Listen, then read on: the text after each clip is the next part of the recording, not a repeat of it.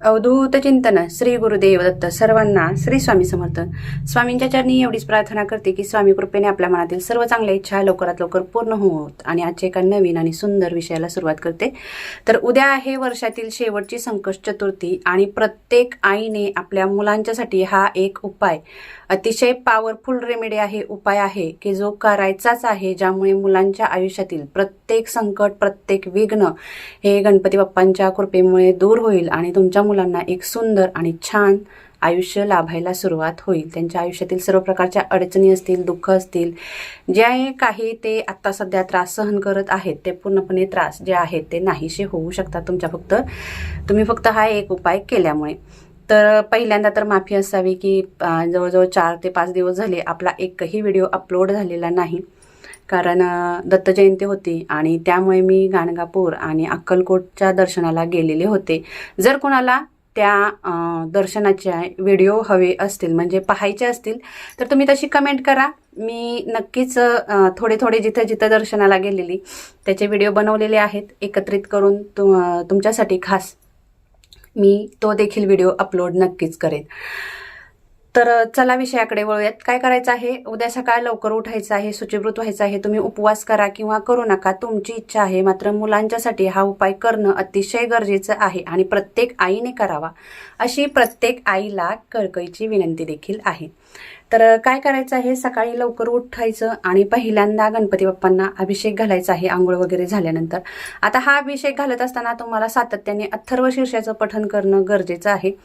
काही कारणास्तव तुम्ही हे पठण करू शकत नसाल, म्हणजे जसं की तुम्हाला अथर्व शीर्ष येतच नसेल किंवा तुम्ही आतापर्यंत कधी म्हटलं नसेल, ते शब्द उच्चारता तुम्हाला येत नसतील किंवा शिक्षणच झालं नसेल, तर अशा वेळी तुम्ही यूट्यूबला सुद्धा लावून देऊ शकता। मात्र जोपर्यंत अथर्व शीर्ष चालू आहे तोपर्यंत गणपती बाप्पांच्या डोक्यावरती एक एक चमचा पाणी हे आपल्याला घालायचं आहे। अभिषेक कोणत्या पद्धतीने करावा, तर साध्या पाण्याने करू शकता, गुलाबजलाने करू शकता किंवा तुम्ही पंचामृताने करू शकता, तुमची इच्छा आहे, तुम्हाला जसं योग्य वाटेल त्या पद्धतीने तुम्हाला हा अभिषेक करून घेणं गरजेचं आहे। आता हा अभिषेक झाल्यानंतर मूर्ती व्यवस्थित धुवून पुसून घ्यायची। नंतर जे गणपती बाप्पांचं स्थान तुमच्या देवघरामध्ये असेल, मंदिरामध्ये असेल, त्या ठिकाणी ठेवायचं आहे। धूप दीप हळदी कुंकू अक्षदा हे अर्पण करायचे आहेत। गुळ खोबऱ्याचा नैवेद्य दाखवायचा आहे। एक जास्वंदीचं लाल फूल आणि 21 दुर्वांची एक जुडी अशा पद्धतीने गणपती बाप्पांना अर्पण करायचे आहे। हे झाल्यानंतर तुम्हाला काय करायचं आहे, एक छोटासा तांब्या, आता मी तुम्हाला एक डेमो म्हणून तांब्या दाखवत आहे। तांबडा तांब्या घ्यायचा आहे, हा माझा देवघरातला आहे, तुम्ही एवढा छोटा घेतलात तरी देखील चालेल। शक्यतो मोठा असावा, ज्यामध्ये कमीत कमी 1.25 पावशर किंवा 1.25 मूठ तरी हिरवे मूग असे बसावे, अशा पद्धतीने तांब्या असावा। तर हा जो तांब्या आहे तो त्याच्या गळ्याबरोबर एकदम गच्च व्यवस्थित भरून घ्यायचा आहे आणि त्याच्यानंतर काय करायचं आहे, मुलावरून किंवा मुलीवरून तुम्हाला ज्याच्यासाठी उपाय करायचा आहे त्याच्यावरून 7 वेळेस डोक्यापासून पायापर्यंत अशा पद्धतीने उतरवून घ्यायचा आहे। हा उपाय तुम्ही घरामध्ये करू शकता। जर तुमच्या मुलाला तुम्ही वाहत्या पाण्याजवळ घेऊन जाऊ शकत नसाल, म्हणजे नदीच्या ठिकाणी आपल्याला हा उपाय करायचा आहे किंवा समुद्राच्या ठिकाणी तुम्ही हा उपाय करू शकता। आता मला माहित नाही कोण कोण कुठून पाहते म्हणून मी समुद्राचा उल्लेख केलेला आहे, त्यामुळे वेगळी कमेंट अजिबात कोणीही करू नका। फक्त हाच आहे हेतू की वाहतं पाणी असावं। मग अगदी तुम्ही कॅनॉलमध्ये सुद्धा हा उपाय करू शकता। या उपायासाठी वाहतं पाणीच लागणार आहे, त्याच्यामुळे जर तुमच्या घरापासून जर लांब नदी असेल तर तुम्ही हा उपाय घरामध्ये तुमच्या मुलावरून किंवा मुलीवरून करायचा आहे, उतरवून घ्यायचं आणि नंतर तो तांब्या जो आहे तो वाहत्या पाण्यामध्ये सोडून द्यायचा आहे। आता सोडतानाची पद्धत पहा, ज्यावेळेस तुम्ही तांब्या उतरवून घ्याल तेव्हापासून तुम्हाला अजिबात कुणाशीही बोलायचं नाही। तुम्ही एखाद्याच्या गाडीवरून बसून जाऊ शकता, तुम्ही स्वतः सुद्धा गाडी चालवून जाऊ शकता, मात्र पाठीमागे वळून पाहायचं नाही। आता बऱ्याच जणी मला कमेंट करतील की पाठीमागं वळून पाहायचं नाही, मग आरशात पाठीमागच्या गाड्या पाहिल्यात तर चालतील का, तर हो चालतील। तुम्ही फक्त तुमचा चेहरा जो आहे तो फक्त असं पाठीमागच्या दिशेला झाला नाही पाहिजे, तुम्ही संपूर्ण तुमची बॉडी ही जी आहे ती पाठीमागं अजिबात वळून पाहायचं नाही। याचं कारण देखील सांगते। आता सध्या मुलांच्या आयुष्यात जे काही प्रॉब्लेम असतील ते तुमच्या आयुष्यात चालू होतील, म्हणून हा नियम पाळायचा आहे की पाठीमागं वळून पाहायचं नाही. आता हा तांब्या उतरवत असताना तुमच्या मुलाच्या आयुष्यामध्ये जे काही प्रॉब्लेम्स असतील, जसं की लग्न होत नसेल, वैवाहिक जीवनामध्ये अडचणी असतील, मूल होत नसेल किंवा शिक्षणामध्ये लक्ष लागत नसेल, त्यांना एखादी वाईट सवय लागली असेल, वाईट संगतीच्या मुलांमध्ये ते बसत उठत असतील की जे तुम्हाला आवडत नसेल, जास्त मोबाईल वापरत असतील, असं कोणतंही कारण असो, त्या कारणासाठी तुम्ही हा उपाय करू शकता. मुलीसाठी सुद्धा करू शकता.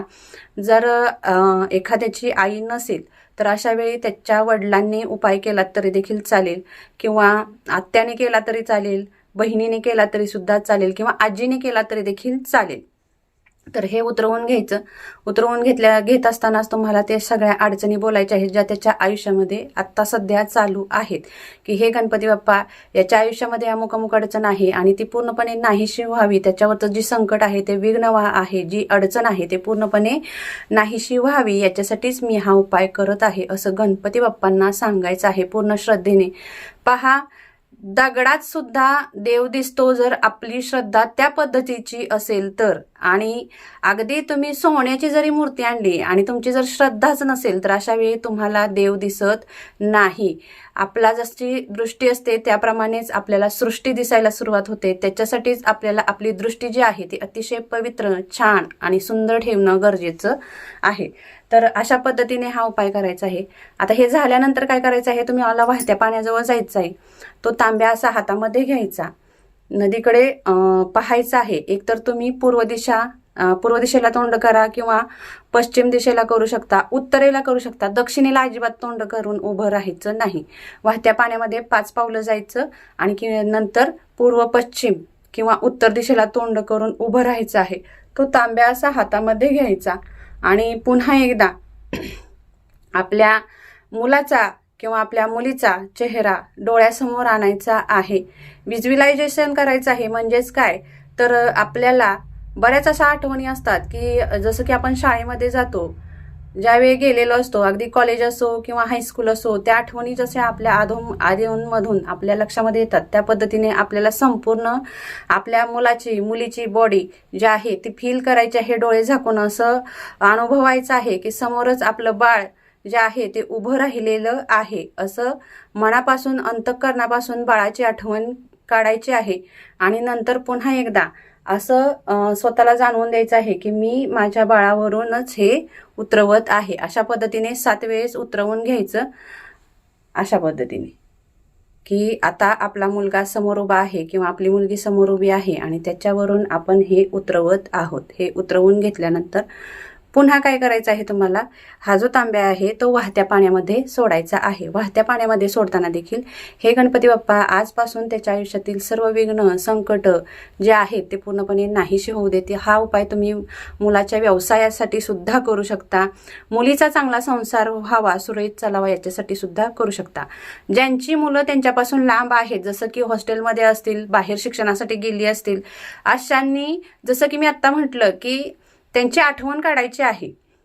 आता आठवण काढण्यासाठी काय करायचं आहे, उपाय त्याच पद्धतीने करायचा आहे. देवाची पूजा वगैरे गणपती बाप्पांची करून घ्यायची आणि पुन्हा हिरव्या मुगाने तांब्या गच्च भरायचा आणि वाहत्या पाण्याजवळ जायचं, डोळे झाकायचे, बाळाचं स्मरण करायचं आहे. आणि असं फिलिंग म्हणजे असा अनुभव आपल्या हृदयामध्ये आला पाहिजे की आपलं बाळ समोर उभं आहे. अशा पद्धतीने उतरवून घ्यायचं आणि सोडून द्यायचं. हा जो उपाय आहे, ही जी रेमेडी आहे ती अतिशय पॉवरफुल आहे. फक्त एकदाच करायची असते. एकदाच केल्यानंतर खूप अप्रतिम अनुभव यायला सुरुवात होतो आणि पुढच्या संकष्टीपर्यंत तुमच्या मुलाच्या आयुष्यातील किंवा तुमच्या मुलीच्या आयुष्यातील जवळजवळ 50 ते 75% अडचणी या दूर झालेल्या असतील. एवढी श्रद्धा आपल्याला गणपती बाप्पांच्यावरती ठेवूनच हा उपाय करायचा आहे. लाल किताबमधील हा उपाय आहे, त्याच्यामुळे सर्वांनी करून पहा आणि आलेला अनुभव मला शेअर करायला अजिबात विसरू नका. चॅनलवरती नवीन असाल, माहिती महत्त्वपूर्ण वाटली असेल, व्हिडिओ आवडला असेल, माहिती आवडली असेल तर आपलं हे जे चॅनल आहे पूनम रेमेडीज, या चॅनलला सबस्क्राईब करायला मात्र अजिबात विसरू नका. भरपूर जणींना शेअर करा. भेटूयात एका अशाच माहितीपूर्ण व्हिडिओ सोबत पुन्हा एकदा. तोपर्यंत सर्वांना श्री स्वामी समर्थ.